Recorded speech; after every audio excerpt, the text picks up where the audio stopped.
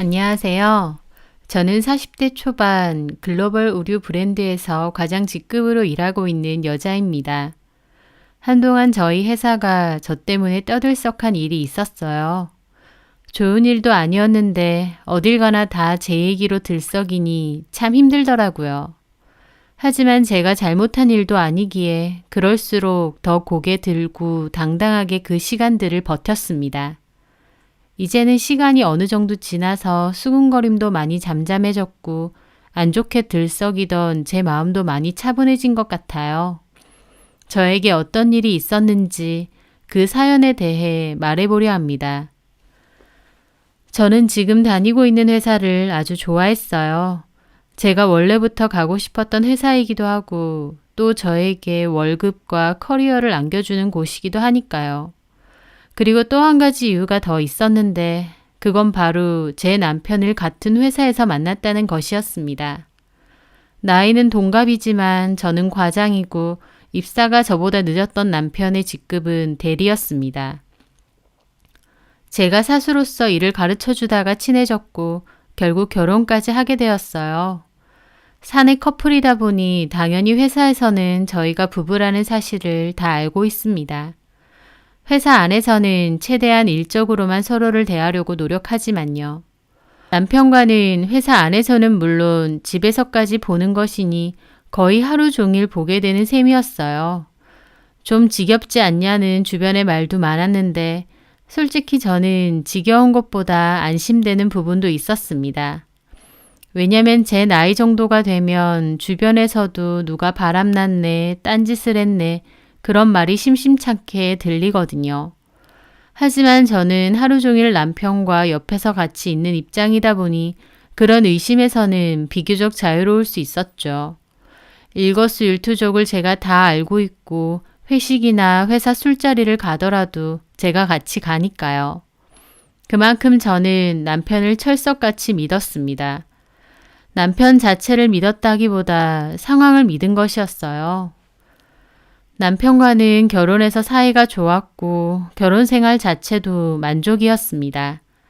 아이가 없긴 했는데 사실 없으면 없는 대로 사는 것도 나쁘지 않겠다 생각했어요. 또 저도 일적으로 욕심이 많다 보니 아이가 생기면 경력 단절이 되지 않을까 걱정이 많았고요. 그래서 아이가 안 생기는 것에도 크게 스트레스 받지는 않았습니다. 딩크 생각도 어느 정도 있기도 했고요. 남편도 저와 비슷한 생각인 것 같았죠. 그러던 어느 날이었어요. 저희 회사에는 신입사원들을 뽑았고 저희 팀에도 2명이 배치가 되었습니다.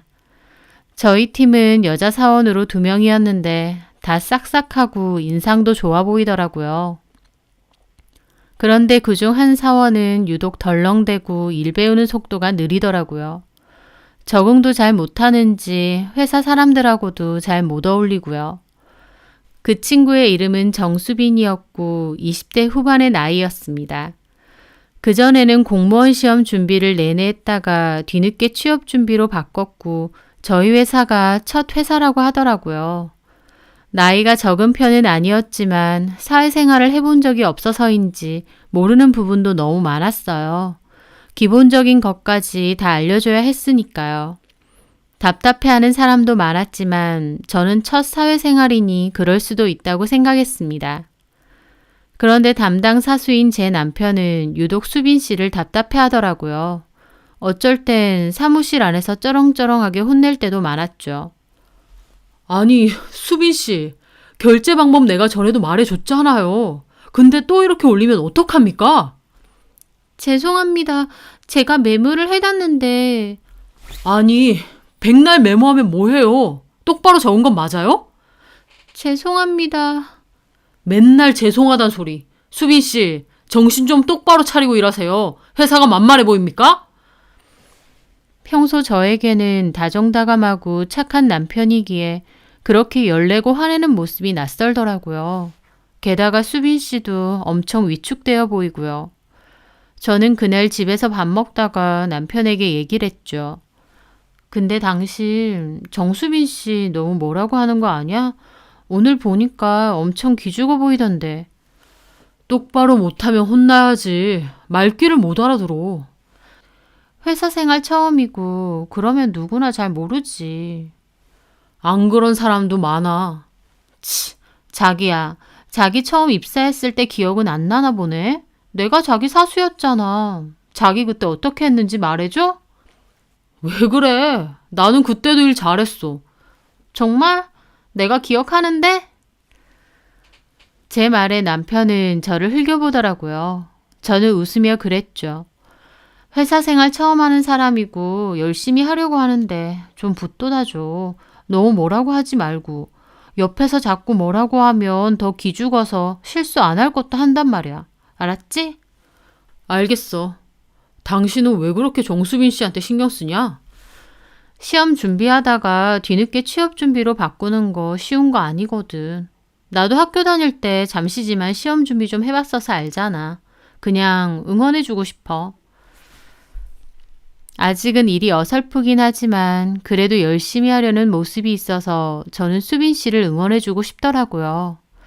그렇게 한동안은 잠잠했는데 수빈 씨가 거래처 관련해서 사고를 크게 냈었습니다.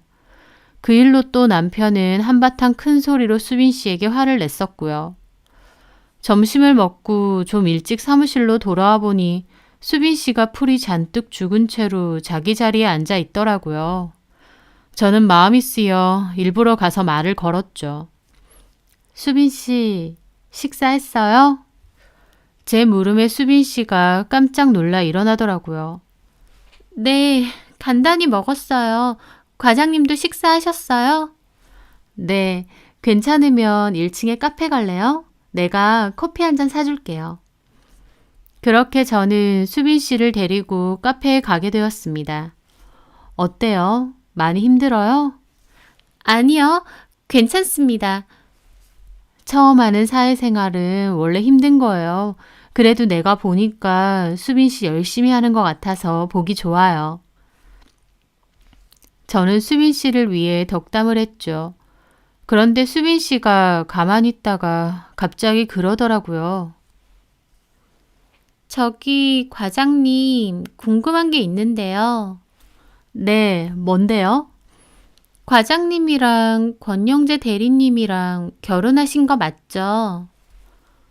저는 약간 당혹스러웠습니다.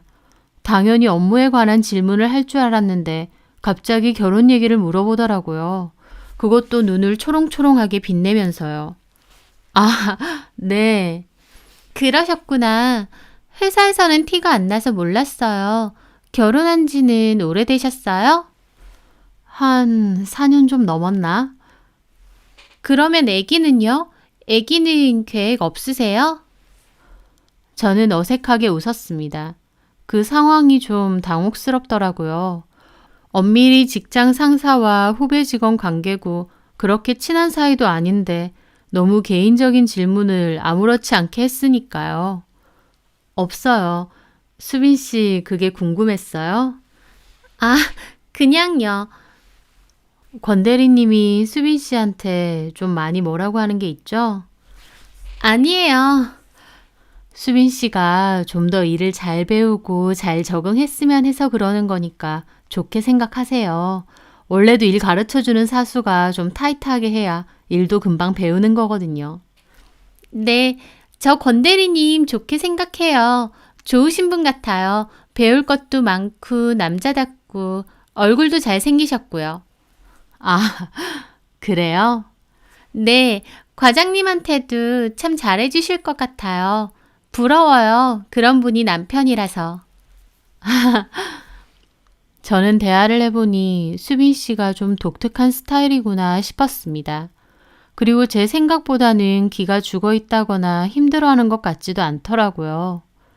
어쨌든 저는 그렇게 격려를 해주는 것으로 그 자리를 끝을 냈죠. 그런데 그맘때쯤 저는 우연히 남편의 카드 내역서를 보게 됐어요. 저희 집은 저와 남편이 각자 통장을 관리하고 얼마간의 돈을 각출해 생활비로 쓰고 있거든요. 결혼 전부터 그렇게 하자고 합의를 봤었습니다. 그런데 서로 돈을 쓰는 것에는 일절 터치를 안 했는데 남편이 카드 내역서를 옷방에 떨어뜨려 놔서 우연히 보게 되었죠. 그런데 좀 놀랐습니다. 카드 값이 굉장히 많이 나왔더라고요. 게다가 내역도 주로 백화점에서 쓴 게 많은 거예요. 현금 서비스도 많이 받았고요. 저는 서로 돈 쓰는 건 터치하지 말자고 했으니 모른 척 할까 하다가 아무래도 궁금해서 그날 저녁 남편에게 물어보았죠. 그랬더니 남편이 엄마 필요한 거 좀 사드렸어. 그렇게 말하더라고요. 그맘때 시어머님이 건강이 부쩍 안 좋아지셨고 남편은 토요일이 되면 종종 2시간 거리인 어머님을 뵈러 가는 일이 많았거든요.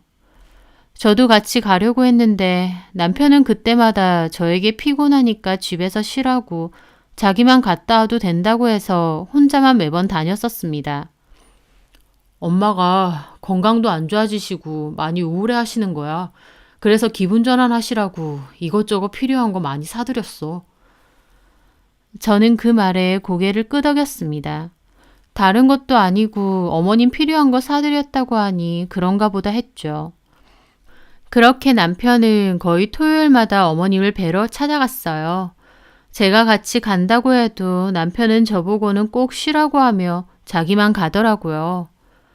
저도 토요일에 취미생활로 배우러 다니는 곳이 있다 보니 오히려 남편의 배려가 고마웠습니다. 그런데 그것이 배려가 아니었다는 것을 얼마 지나지 않아 알게 되었죠. 월요일이 되었고 저는 출근을 해 일을 하고 있었어요. 저희 옆 부서의 과장인 친구가 커피 한잔 하자며 제 자리를 찾아왔더라고요. 그렇게 잠깐 커피 타임을 가졌을 때였죠. 나 일요일에 우리 시댁 가서 감 따고 왔잖아. 아, 맞아. 시부모님이 감농사 지으신다고 했지?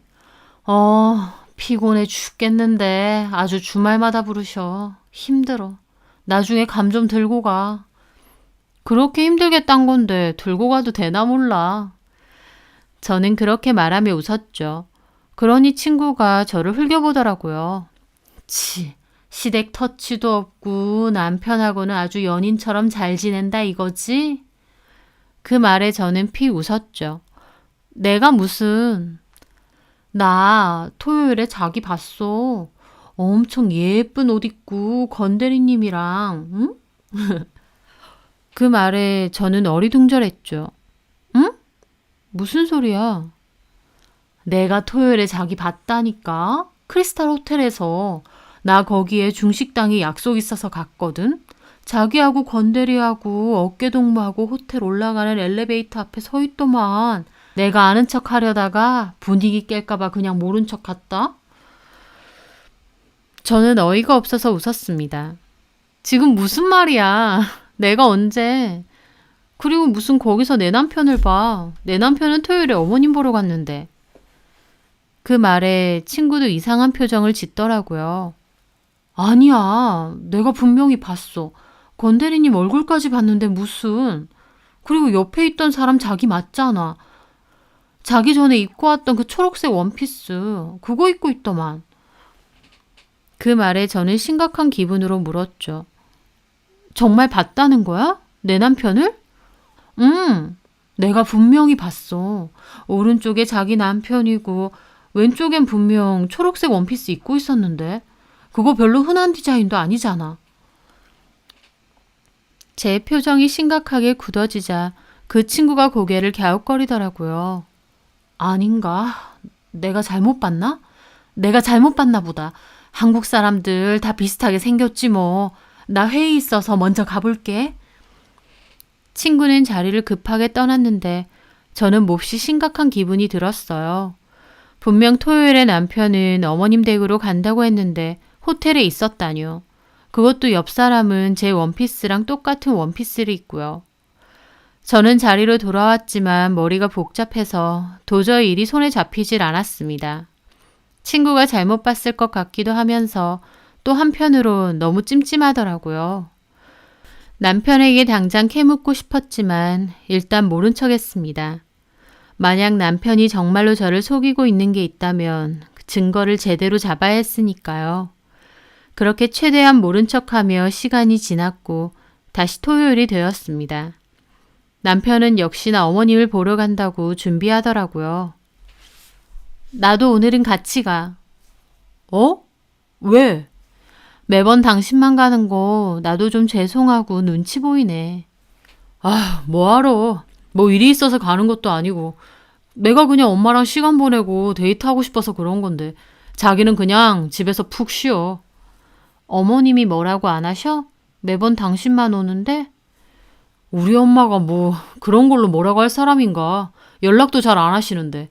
신경 쓰지 말고 자기는 푹 쉬던가 아니면 친구라도 만나. 알았지? 나 간다.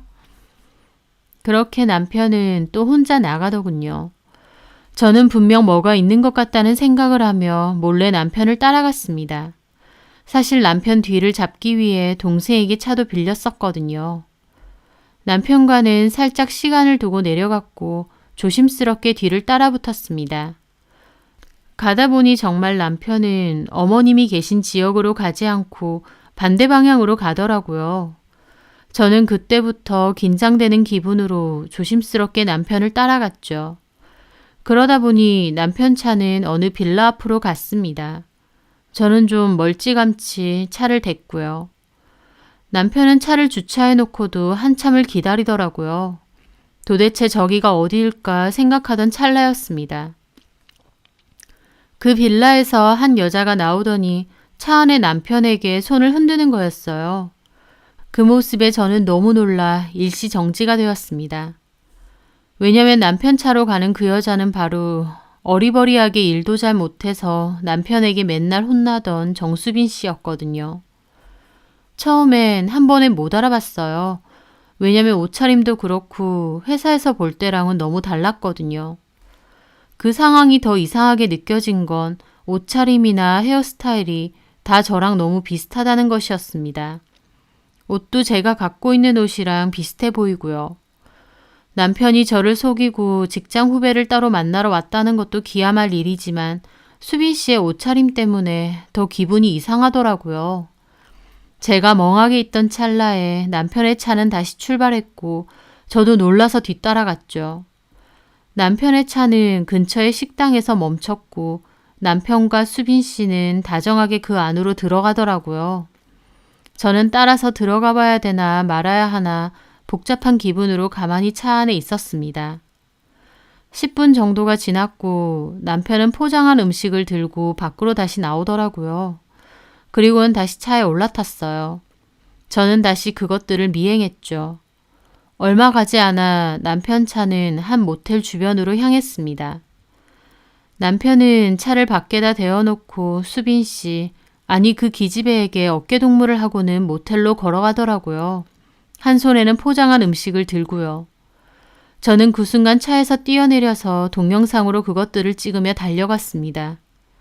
모텔 입구 앞에서 그것들은 저를 발견하고 기함하더라고요. 남편은 얼굴이 새하얗게 질려서 다 오해라고 변명부터 하고요. 저는 그대로 남편 싸다기부터 날렸습니다. 그리고 수빈 씨를 쳐다보는데 참 기분이 이상하더라고요. 저랑 똑같은 옷에 똑같은 가방을 들고 있는데 영락없이 저처럼 보였거든요. 옆부서의 친구가 헷갈릴만 하더라고요. 과장님! 진짜 어이가 없네. 두 사람. 여보, 내 얘기 좀 들어줘. 필요 없어. 내 눈으로 다 봤는데 뭘 들어줘? 우리는 끝이야. 더러운 것들.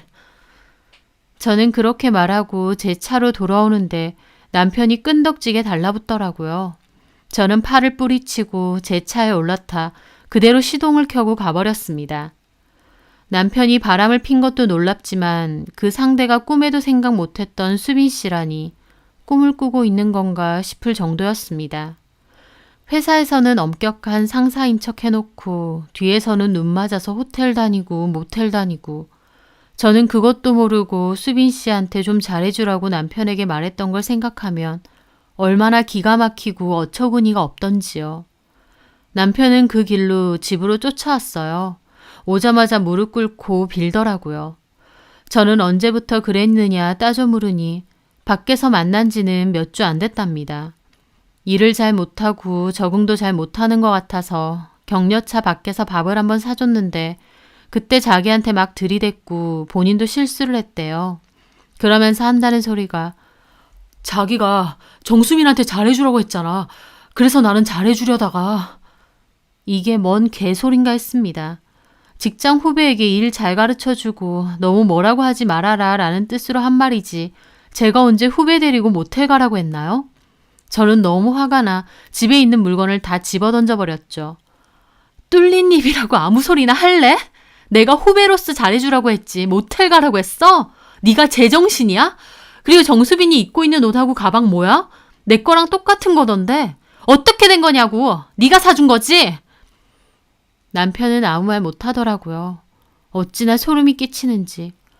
바람 피면서 와이프랑 똑같은 옷 입혀서 그러고 싶어? 정신병 있니? 내 옷이랑 똑같은 옷은 왜 입히는데? 어린애랑 바람 피고 싶어서 그런 거지? 아니야 그런 거. 그냥 자기가 입는 게 내 스타일이라서. 웃기지 마. 시댁 간다고 거짓말하면서 회사 후배랑 바람나고 거기다가 나랑 똑같은 옷 입혀 다니고 너 진짜 제정신 아니야. 우린 끝이야. 소름 돋고 정 떨어져서 너랑은 더 못 살아. 저는 남편에게 나가라고 했고 남편은 잘못했다며 끝까지 버티길래 제가 나가버렸습니다. 그렇게 동생네 집으로 간 저는 울고 불고 있었던 일을 다 얘기하게 됐고 동생도 형부 너무 소름 끼친다며 난리더라고요. 그렇게 저는 이혼을 하기로 마음을 먹었는데 아무래도 사내 커플이다 보니 회사 문제가 걸리긴 하더라고요. 저는 남편에게 조용히 회사 나가라고 말했습니다. 남편은 이혼이면 이혼이지 왜 자기가 회사까지 나가야 되냐고 도리어 뻔뻔하게 나오더라고요. 그렇게 뻔뻔한 사람은 남편뿐만이 아니었습니다. 저는 출근해서 정수빈 그 여자에게도 따로 얘기 좀 하자고 했어요. 두 사람 모텔 가는 거 다 찍었어요. 나는 권영재 대리랑 이혼할 거고. 정수빈은 아무 말도 못하고 고개만 떨구고 있더라고요. 생각할수록 기막히고 치 떨리네. 그것도 모르고 회사 생활 잘해보라고 격려해주고. 이봐요, 정수빈 씨. 그래서 나한테 권영재 대리랑 부부냐, 애기는 없냐, 그딴 소리 짓거린 거야? 죄송합니다. 죄송 같은 소리 하네. 바로 사직서 제출하고 회사에서 나가세요. 네? 그럼 우리가 같은 회사 다닐 수 있을 거라 생각했어? 생각이 없는 거야, 뻔뻔한 거야. 저 이 회사 힘들게 들어왔습니다. 나가고 싶지 않아요. 참 기막히고 코막히더라고요. 어찌나 제 남편과 더불어 뻔뻔한지. 그럴 거면서 유부남이랑 그것도 사내에 와이프 있는 유부남이랑 바람을 폈어요. 진짜 무서운 사람이네. 저 권 대리님 좋아하거든요. 그래, 마음껏 좋아해요. 난 이혼할 거니까 실컷 좋아하고 데리고 살아. 대신 회사에선 나가. 안 나가면 두 사람 불륜 사실 다 알릴 거야. 명예훼손? 그까짓 거 벌금 내면 그만이야. 상간소송도 진행할 거고. 같은 회사 다니면서 소문 다 나가고 어디 똥물 제대로 맞아볼래? 제 말에 결국 정수빈 회사 그만둔다고 했습니다. 회사 그만둘 테니 상간소장은 보내지 말아달라 어쩌고 하던데 저는 웃기지 말라고 그거랑은 별개라며 똑똑히 기다리라고 했죠. 남편한테도 똑같이 말했습니다. 이렇게 된 거 회사에 소문 다 낼 거라고. 그 전에 조용히 나가던지 아니면 소문 다 내고 인사징계 받아보던지 선택하라고요. 남편도 어쩔 수 없이 회사 그만두겠다고 하더라고요. 저는 그 길로 이혼 소송도 준비하고 상간 소송도 함께 준비를 했습니다. 회사에선 모르게 조용히 처리되길 바랬지만 그건 제 바램대로 되지 않았어요. 별 이유 없이 두 사람이 갑자기 회사를 그만두게 되었고 또 제가 권 대리랑 이혼한다는 소문까지 도니까 원치 않아도 회사에는 아름아름 소문이 다 났거든요. 제 남편이랑 정수빈 씨랑 바람이 난 것 같다고. 회사 사람들 제 앞에서 대놓고 그 일에 대해 얘기하진 않아도 분위기로 다 알 수 있었죠. 저와 남편 그리고 정수빈을 두고 회사의 소문이 파다하다는 것을요. 저는 피해자인데 그런 시선을 견디는 것도 다 저 혼자 견디고 받아야만 했습니다. 그게 너무 억울하고 힘들기도 하더라고요. 하지만 그럴수록 저는 이악 물고 버텼습니다. 잘못한 게 없는데 제가 거기서 기죽을 이유도 지레 겁먹고 도망갈 필요도 없을 거라고 수도 없이 다짐했거든요. 그렇게 저는 소송을 준비하며 회사에서도 꿋꿋이 버텼습니다. 몸과 마음이 너무 지쳐 안 아픈 곳이 없고 탈모까지 갑자기 생길 정도였지만 저는 제 멘탈을 잘 붙잡고 있었어요. 그렇게 저는 이혼과 더불어 상간소송에서도 승소를 했습니다. 그 과정에서 들어보니 남편은 아는 후배가 있는 다른 회사로 취업을 했고 정수빈과는 따로 만난다고 하더라고요. 아주 끼리끼리 잘 어울린다 생각했고 이제 저랑은 상관없는 것들이다 생각하며 애써 지워버렸습니다.